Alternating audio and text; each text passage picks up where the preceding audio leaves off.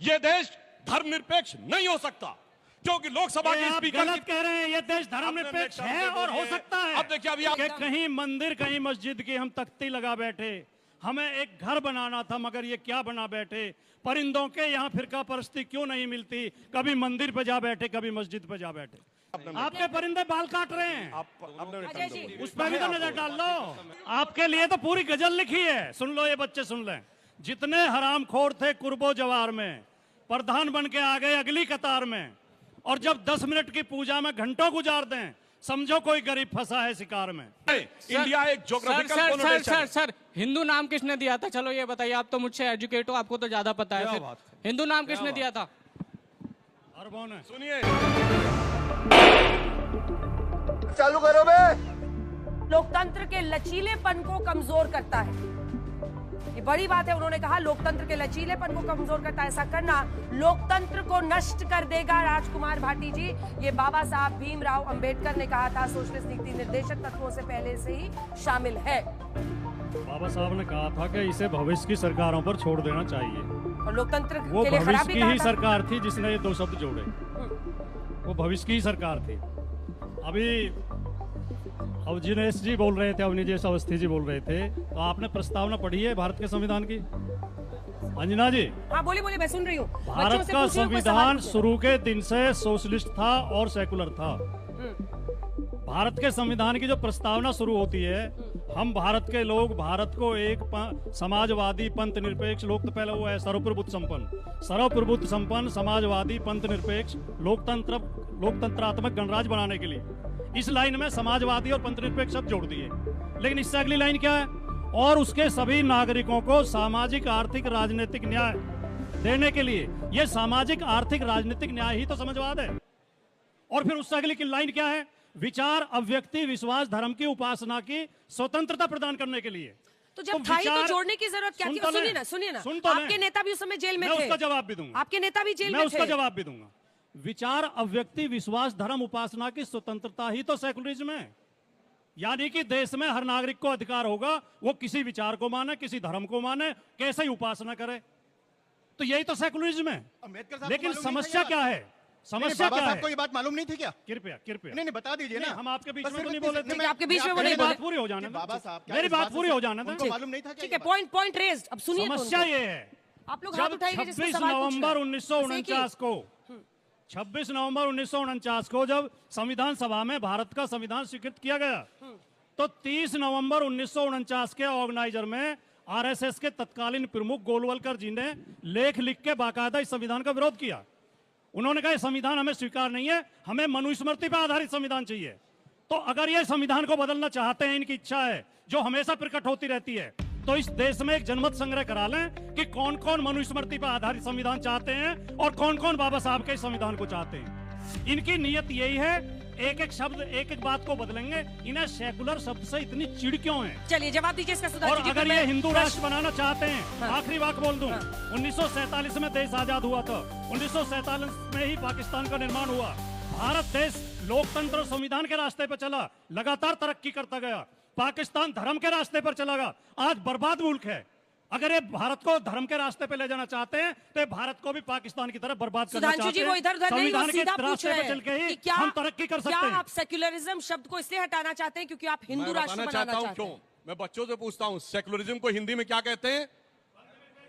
पंथ निरपेक्षता। और आप लोग धर्मनिरपेक्षता कहते हैं। मैंने तो हमेशा आपने धर्मनिरपेक्षता सुना होगा, मुझे पता था।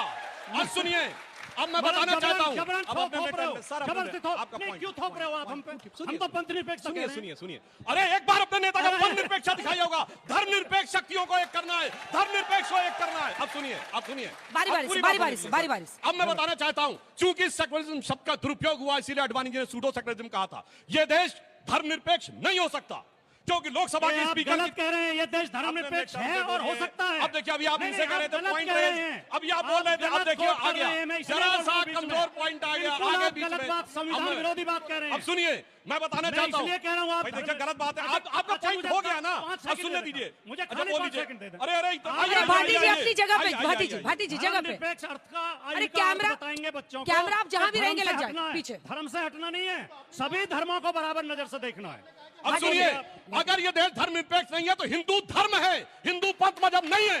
और 1995 का सुप्रीम कोर्ट का जजमेंट कहता है Hindu is way of life. फिर क्यों हिंदू को सांप्रदायिक कहते हैं? बताइए, हिंदुत्व को सांप्रदायिक नहीं कहना। अब मैं बताना चाहता हूं, लोकसभा स्पीकर के पीछे पीठ के पीछे क्या लिखा है?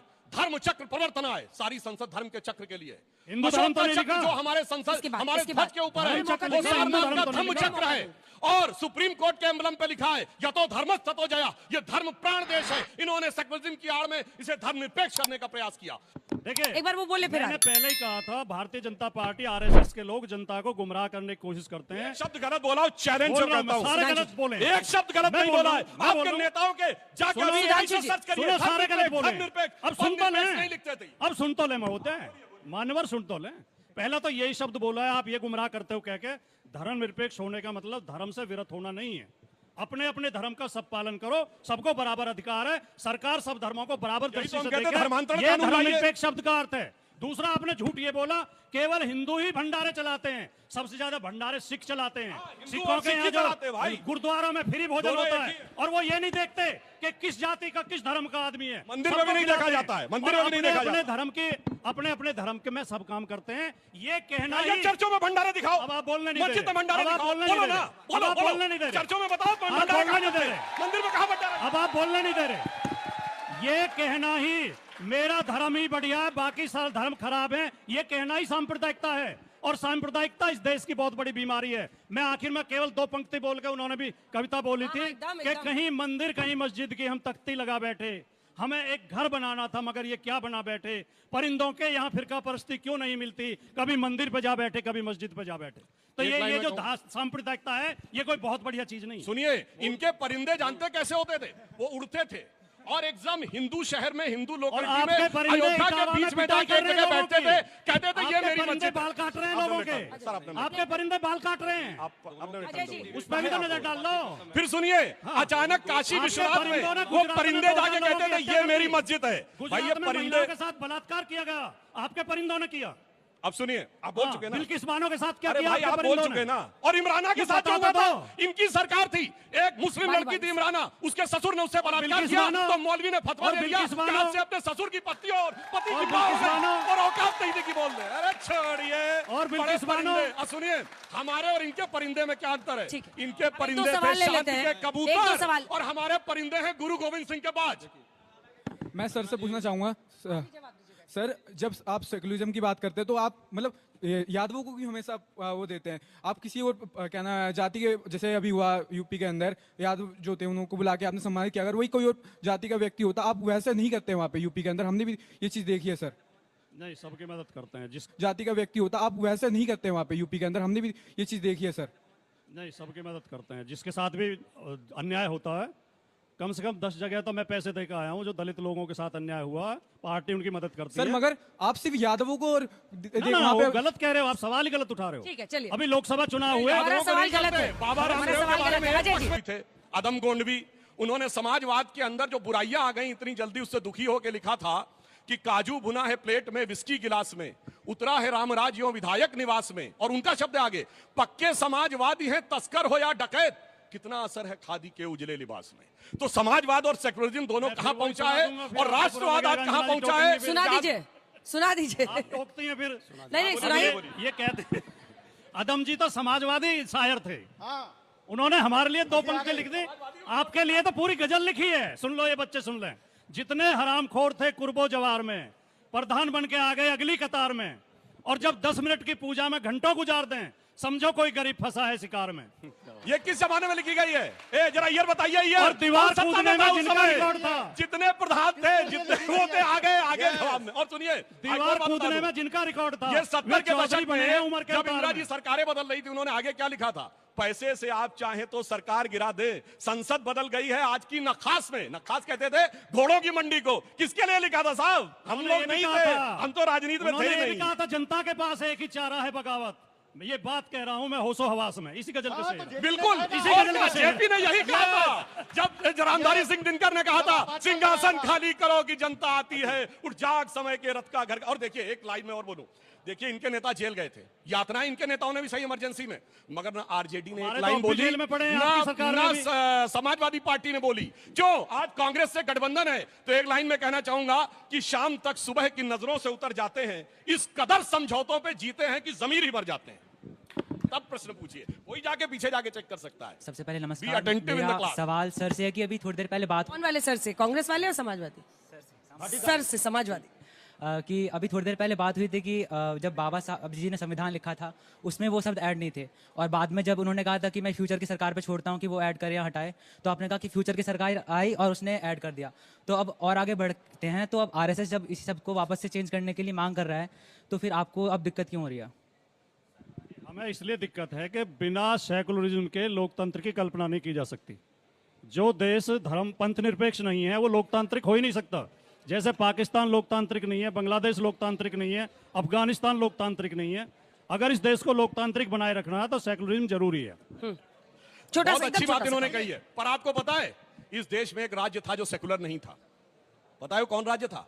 1976 में 42वां संविधान संशोधन जो हुआ, तो जम्मू कश्मीर को धारा 370 के तहत यह अधिकार था कि जब तक उसकी विधानसभा उसे अंगीकार नहीं करेगी, उसकी विधानसभा ने 6 साल का कार्यकाल अंगीकार किया, सेकुलर वर्ड को अंगीकार नहीं किया।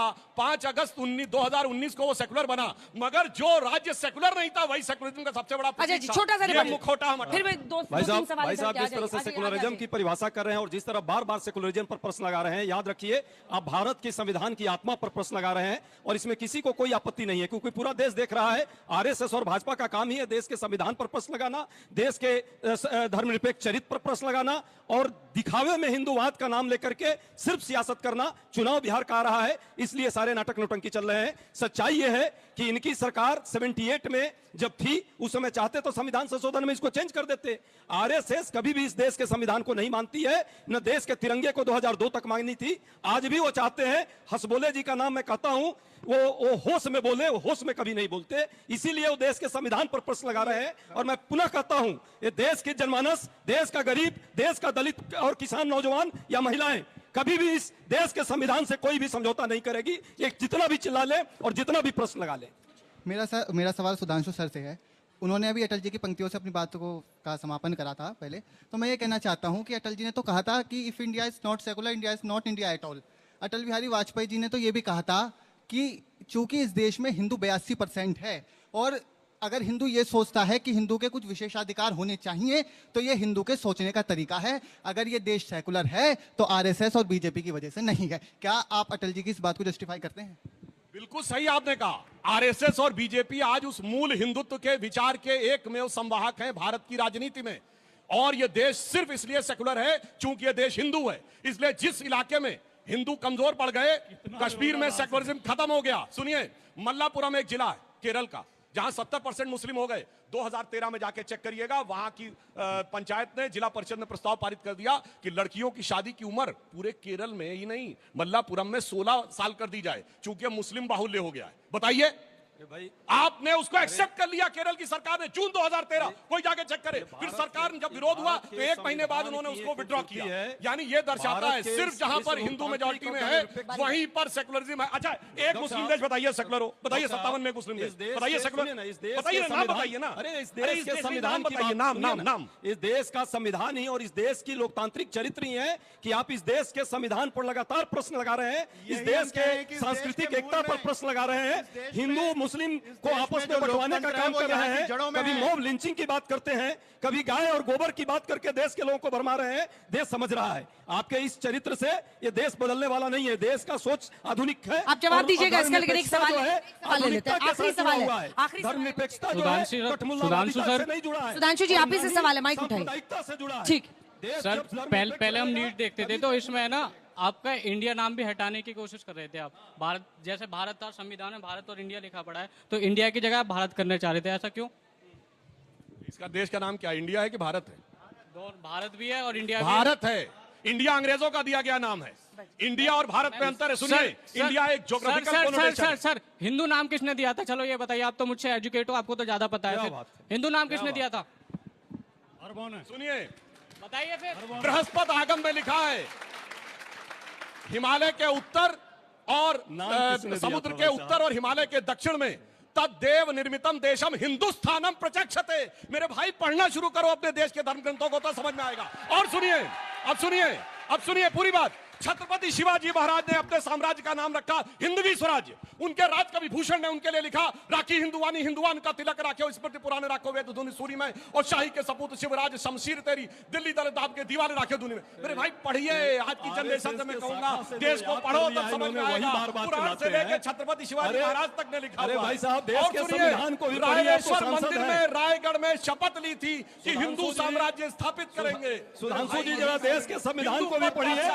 आरएसएस के शाखा में आप और लगातार सुनिए, और करते तो रहे सुनिए, हैं और RSS सिर्फ छोड़िए। शाखा की बात आप करते एक मिनट, हैं। शाखा में जो रटाया गया है वो ज्ञान मत दीजिए। चलिए, देश अब के इनको एक संविधान ज्ञान की देते बात हैं। कीजिए। सुनिए, सामाजिक मैं सारे न्याय, करोड़ों दर्शकों से आर्थिक कहता हूं। न्याय और बोलिए, सबको बोलिए। जीने का अधिकार इस देश के संविधान ने दिया, गरीबों को भी या सामान्य वर्ग को भी और पूंजीपतियों को भी। जो आप सुनिए। समाजवाद की बात की जा रही है ठीक है। ये चेंजिंग डायमेंशन में ठीक है। अब समाजवादी स्वरूप आखिरी इस के देश दो में सवाल। आए। एक इन्होंने सवाल पूछा कि आपके पार्टी के संविधान में क्यों लिखा हुआ है, घुमा गए, जवाब नहीं दिया।